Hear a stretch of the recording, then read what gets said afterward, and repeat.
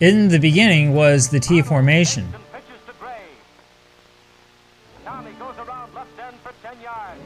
Though these clips come from the early 1950s, this is basically the same formation that existed back when football formations first became a thing. And most modern football formations are derived in one way or another from the T formation. The thing is, though, that straight line of the development of American football plays actually has a fascinating twist, a strategic modification that was extremely successful and popular for decades. That would be the single wing formation.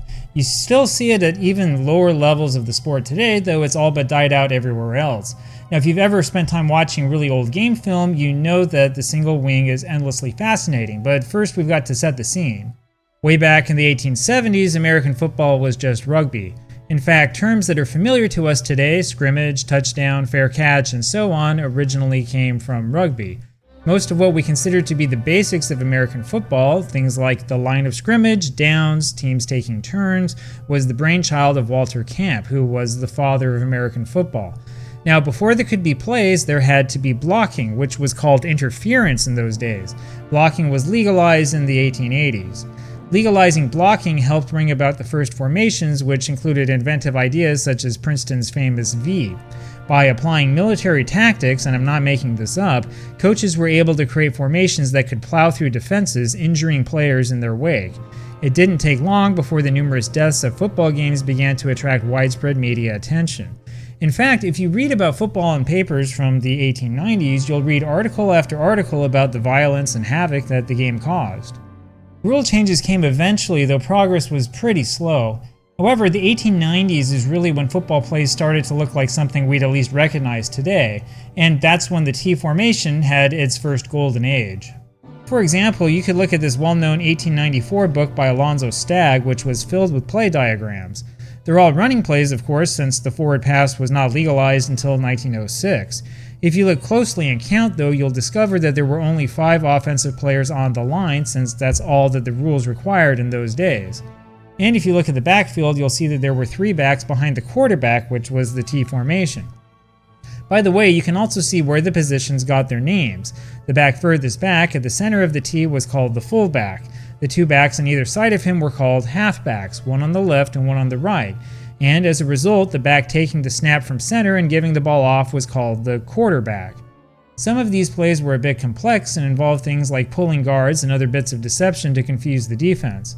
As intricate as these designs may seem, though, they were nothing like what was going to come. Now, the thing that broke up the T formation's early monopoly on football offense was the forward pass. That development came in 1906, and it proved, of course, to be absolutely revolutionary, but there were interesting conditions.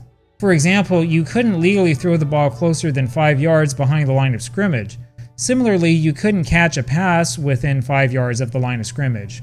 Only ends could catch a pass. Plus, an incomplete pass meant that the defense took over right away, regardless of the number of downs. Now, believe it or not, those rules had a lot to do with how the single wing formation came about and why. It all started in Carile, Pennsylvania, where the Carile Indian Industrial School became a well-known football power. Though its players were generally lighter than the players for the other teams, Carile began to have a lot of success in the sport. This was thanks in large part to coach Glenn Warner, known to most people as Pop. By 1911, Pop Warner's playmaking genius turned Carile into a national powerhouse. Carlisle's most famous player in those days was Jim Thorpe, who some seriously think may have been the greatest athlete in the history of American sports. Thorpe excelled at every sport possible in those days. And Thorpe's athletic abilities seemed to be designed specifically for that single wing formation, so let's dig in and see what it was all about. When Grantland Rice interviewed him in 1950, Pop Warner, the man who invented the single wing, noted that he had the forward pass in mind when he created this formation. You can see that clearly if you look at this diagram of the single wing from Wikipedia. The quarterback right here lines up to the side of center, even though he is still the one calling out the signals. There's still a fullback here. However, one of the old halfbacks has become a tailback and is lined up next to the fullback, maybe a yard deeper. The center can technically snap the ball to either back, which could leave the defense confused. The other halfback has become a wingback, which is where the name single wing comes from. And you've got the 2 ends here for potential passing plays. You know, one of the obvious advantages that the single wing had over the T formation is that the man receiving the ball from center was already 5 yards back and could pass right away. The other advantage, though, is that the lopsided backfield and the confusion around the snap in the backfield meant that the offense could perform all sorts of tricks to fool the defense. Now, the best way to understand Pop Warner's system is to read his book. This is a scan of a reprint edition of Warner's 1912 book on football rules and strategy. Now, Warner calls the T formation the regular formation in his book, and you can see here that the backs are lined up in a straight line. Though these diagrams are a little bit less professional since they're hand-drawn, you can see that it's clearly in the T formation. Note, by the way, that there are 7 players on the line here. This was because of a rule change designed to reduce the level of violence in the sport. Now, the first single wing plays in the book look like this one. Notice the unusual backfield. In this play, the quarterback and fullback serve as blockers for the tailback. The same play can be run backwards with the fullback, not the tailback, getting the snap and everybody running the other way. And as you keep going through the book, you come across complex plays like this one, an option forward, pass, or run, depending on what the wingback sees the defense do. It was also around this time that Pop Warner developed what would later be called the double wing, with wingbacks on both sides. Of course, the best way to actually see these plays is to look at them, to watch video clips and not just look at diagrams. So let's look at some video. Look at this clip from the 1929 Notre Dame and Northwestern game. Northwestern has the ball. If you look again in slow motion, you can see that Northwestern, the team in white, is in kind of a tight double wing formation. The fullback takes the snap and fakes a handoff. It's not much of a fake since he doesn't get very far. Anyway, this play from the 1926 Army-Navy game is another example of what the single wing could do. The right wingback went into motion at the same time the ball was snapped, causing some confusion about who actually took the snap. The fake handoff caught the defense off guard, leading to a small gain. And all the confusion in the backfield is on display here. The defense was totally off guard. The snap went to the quarterback instead of the tailback, the sort of trick play that was common in the single wing. There's more backfield deception in action here in this clip from the 1930 Michigan-Ohio State game.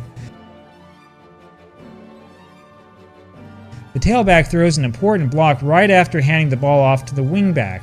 The wingback then has 2 backs in front of him to block, the quarterback and the halfback. And because the rest of the defense was going the wrong way, this turned into a big game. There were also variations like this Notre Dame box, where players would line up first in a T formation and then shift into the wing. If you look at this again in slow motion, you can see that the defense doesn't know where to go because it doesn't know who's going to get the snap. The single wing was still a thing in the 1950s. This particular play, using the Notre Dame box, comes from Michigan's home game against Ohio State in 1945. If you look at it slowly, you can see the deliberate deception right from the snap. Before the defense can react, the left end is several yards downfield and is wide open for a pass. The result was a big gain. Now, the reason why players like Jim Thorpe thrived in the single wing system is because they were good at so many different things. You couldn't just be a big guy or just a good runner. You needed to be able to do a lot of things at once, especially since technically any one of the 4 backs might be called upon to throw a pass or even punt the ball. Thorpe, of course, was good at everything, including punting. And in all honesty, he was the sort of athlete who really was made for his time. Sadly, these days he would likely have been coached into specializing in something instead of simply being an all-around great athlete. Anyway, you're probably wondering why the single wing died off. It was largely because of rule changes.